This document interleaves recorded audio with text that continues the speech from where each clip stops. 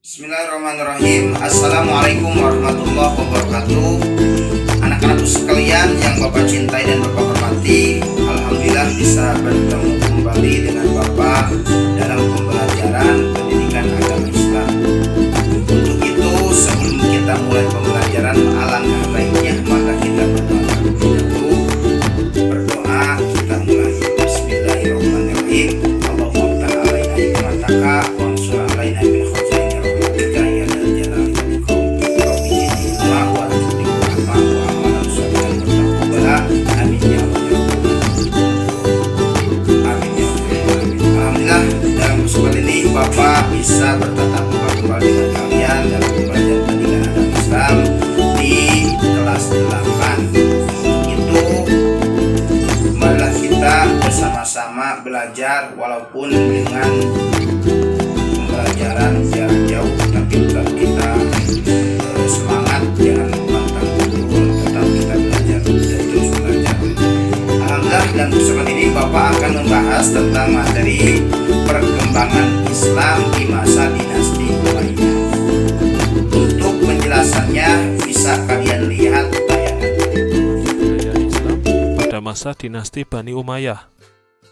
Pada masa dinasti Bani Umayyah, banyak terjadi perkembangan dan kemajuan dalam semua bidang kehidupan.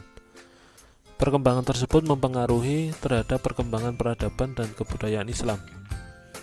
Peranan para khalifah memiliki kontribusi besar dalam kemajuan Islam.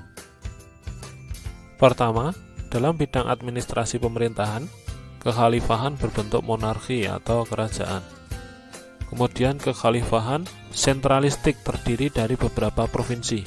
Kemudian mulai dibentuk departemen atau diwan, lambang negara berwarna merah, kemudian bahasa resmi kenegaraan yaitu bahasa Arab yang ditetapkan oleh Abdul Malik bin Marwan. Dalam bidang sosial dan kemasyarakatan, Al-Walid bin Abdul Malik mendirikan panti sosial penyandang cacat. Kemudian penyamaan derajat antara Muslim Arab dan Mawali atau Muslim non-Arab. Selanjutnya, penyusunan perundang-undangan untuk mengatur kehidupan dan pembangunan infrastruktur atau bangunan. Perkembangan kebudayaan Islam juga mengembangkan bidang seni dan budaya. Bahasa Arab berkembang luas, mata uang berbahasa dan bertuliskan Arab, gedung dan pabrik industri didirikan, irigasi semakin baik, pusat ilmu dan adab yaitu Kufah dan Basrah, serta pembukuan administrasi keuangan negara. Perkembangan dalam bidang kesenian, misalnya adalah pendirian majelis sastra, yaitu tempat diskusi mengenai banyak urusan untuk sastrawan dan ulama. Kemudian dalam bidang arsitektur, pembuatan bangunan misalnya menara, kubah, masjid, istana Khus Amrah, dan istana Al-Musattah. Dalam bidang ekonomi, pendapatan negara yang berasal dari dharaib atau kewajiban warga negara dan pajak istimewa daerah taklukkan. Oleh Umar bin Abdul Aziz, pajak non-muslim dikurangi. Mata uang dicetak secara teratur mulai dilakukan oleh Abdul Malik bin Marwan.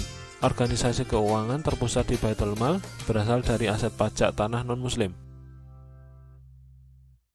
Dalam bidang pendidikan, ada beberapa tempat pendidikan. Yang pertama adalah kutab.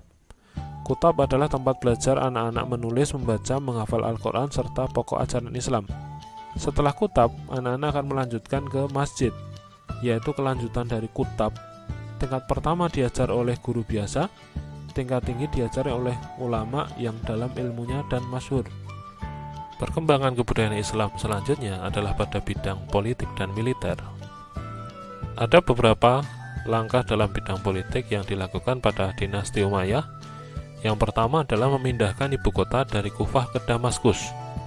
Kemudian menumpas segala bentuk pemberontakan, menyusun organisasi pemerintahan, mengubah sistem pemerintahan ke arah monarki atau kerajaan, bahasa Arab ditetapkan sebagai bahasa negara, dan khalifah membentuk al-hijabah atau ajudan untuk keselamatan, mencegah pembunuhan kepada khalifah. Sedangkan dalam bidang militer, ada undang-undang wajib militer khususnya untuk orang Arab. Kemudian ekspansi atau perluasan wilayah ke Asia Timur sampai wilayah Hindia, ke barat sampai Eropa sampai ke Spanyol, dan ke Afrika sampai ke Maroko. Dinasti Bani Umayyah mendirikan pusat kegiatan ilmiah di kota Basrah dan Kufah di Irak. Perkembangan ilmu pengetahuan itu ditandai dengan munculnya ilmuwan-ilmuwan muslim dalam berbagai bidang. Dalam bidang ilmu hadis, Khalifah Umar bin Abdul Aziz memerintahkan ulama besar Hijaz dan Syria yaitu Ibnu Syihab Az-Zuhri untuk mengumpulkan, menuliskan, dan membukukan hadis. Setelah generasi Az-Zuhri dilanjutkan oleh Ibnu Jurayj dan Ar-Rabi' bin Shabih. Sedangkan dalam bidang ilmu tafsir, ada 3 madrasah ilmu tafsir. Yang pertama Madrasah Makkah atau Madrasah Ibnu Abbas, kemudian Madrasah Madinah atau Madrasah Ubay bin Ka'ab, dan Madrasah Irak atau Madrasah Abdullah ibnu Mas'ud. Dalam bidang ilmu fikih, terdapat 2 aliran. Yang pertama adalah ahli fikih Hijaz yang menggunakan asar atau ketetapan hukum yang pernah dilakukan oleh para sahabat. Sedangkan ahli fikih Irak menggunakan ra'yu atau akal pikiran dan logika untuk menentukan hukum. Beberapa tokoh dalam bidang ilmu fikih, misalnya ulama tabi'in Suriyah bin Al-Harith, Alqamah bin Qais, Masruq Al-Ajda, dan Aswad bin Yazid. Kemudian murid-muridnya Ibrahim An-Nakhai, Amir bin Surabil Asy-Sya'bi, dan Hamad bin Abu Sulaiman. Dalam bidang ilmu tasawuf ada 3 tokoh utama. Yang pertama adalah Sa'id bin Musayyab yang mencontohkan zuhud ketika ditawari 35.000 dirham tetapi menolaknya. Kemudian ada Hasan Al-Basri yang mengenalkan tasawuf untuk melatih jiwa atau hati memiliki sifat zuhud, roja, dan khauf atau takut. Yang ketiga, Sufyan Ats-Tsauri menjalani hidup sederhana dan menganjurkan zuhud. Dalam bidang ilmu bahasa dan sastra, ada seorang ahli bahasa bernama Sibawayh menulis pokok kaidah bahasa Arab berjudul Alkitab. Kemudian, muncul sastrawan lainnya yaitu Nu'man bin Bashir Al-Ansori, Qais bin Mulawah, Al-Akhtal, Abul Aswad Ad-Duwali, Al-Farasdak, dan Jarir. Perkembangan dalam bidang ilmu sejarah dan geografi, Ubaid bin Syariah Al-Jurhumi menulis kitab Al-Muluk wal Akhbar Al-Madhi, catatan sejarah raja masa lalu, terutama Bani Umayyah atas perintah Muawiyah bin Abi Sufyan. Kemudian Suhara Abdi menulis Kitabul Amsal. Dalam bidang ilmu kedokteran, Khalifah Al-Walid bin Abdul Malik mendirikan sekolah tinggi kedokteran dan menyediakan fasilitas riset dengan biaya negara. Beliau banyak belajar dari negeri Persia.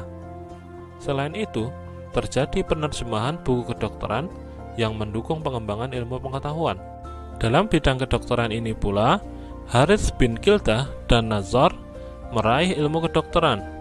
Sedangkan Khalid bin Yazid adalah orang pertama yang menerjemahkan buku astronomi, kedokteran, dan kimia. Selain itu, dia adalah penyair dan orator. Dinasti Bani Umayyah memiliki kontribusi besar dalam kemajuan peradaban dan kebudayaan Islam. Kemajuan tersebut didukung oleh langkah-langkah pengembangan yang dilakukan oleh para khalifah dinasti Bani Umayyah. Pengembangan tersebut menyentuh berbagai bidang kehidupan, yaitu administrasi pemerintahan, sosial kemasyarakatan, ekonomi, seni budaya, pendidikan, politik, dan militer. Mulai pada masa inilah umat Islam menguasai ilmu pengetahuan ke seluruh penjuru dunia. Terima kasih. Hadirin anak-anakku sekalian,